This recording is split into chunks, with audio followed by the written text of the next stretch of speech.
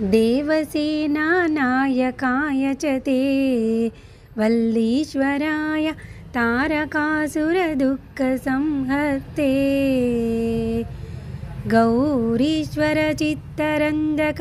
पार्वती हृदयाब्जभानु भवतु गोघृतवर्ति संयुत मुत्तमं नीराजनं गुह देवसेनानायकाय च ते वल्लीश्वराय तारकासुरदुःखसंहर्ते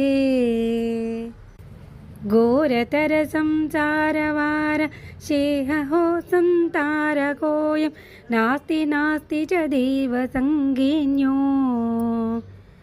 शाङ्करोऽयं तारकोऽयं बुद्धिदोऽयं मोक्षदोऽयं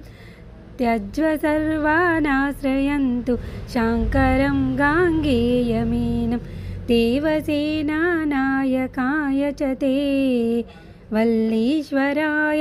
तारकासुरदुःखसंहर्ते।